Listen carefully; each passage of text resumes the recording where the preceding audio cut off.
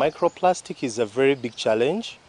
We experience so many plastics, and that is brought up by the reason of having so many plastic factories or industries of bottling company for water, for juice, and then for energy drinks. So they process so many plastics.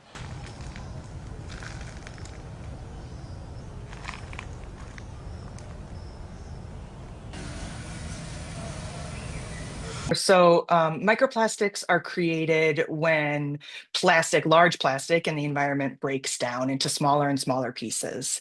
And the real problem is that those pieces never really go away. They just get smaller and smaller, and they get into our soils, and they get into our waters, and they get into animals in the environment, and they get into us as well.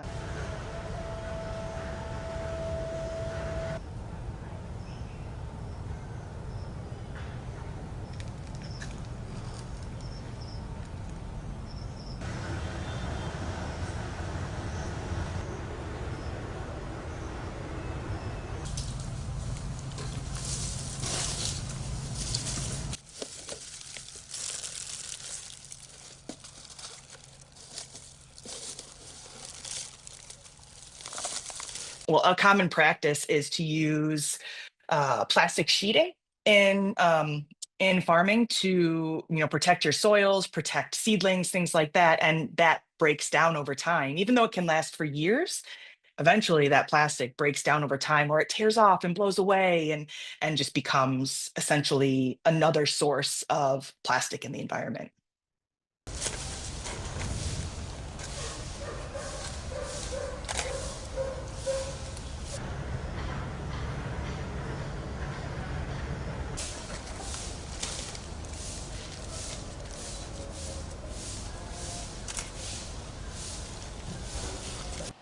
Of course, as the local government, maybe the city council may say that please don't dump, but of course not everyone takes into consideration not to dump a bottle. Some people drop them when they are driving cars, other people drop them on the way after drinking, they just drop them on the road. And others, they may drop them in the garden or whereby somewhere hidden and then they drop them.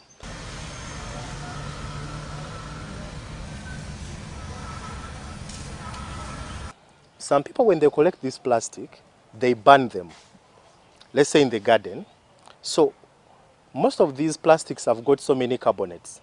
So these carbonates are not so friendly to the plant health.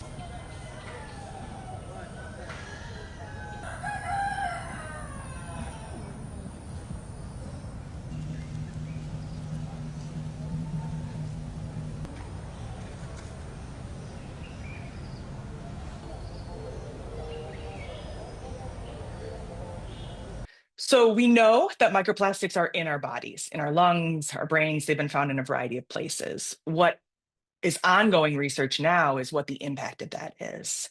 One of the potential issues is that there are other chemicals, potentially toxic chemicals, that adhere onto microplastics and can be moved around in the environment and in our bodies through those microplastics.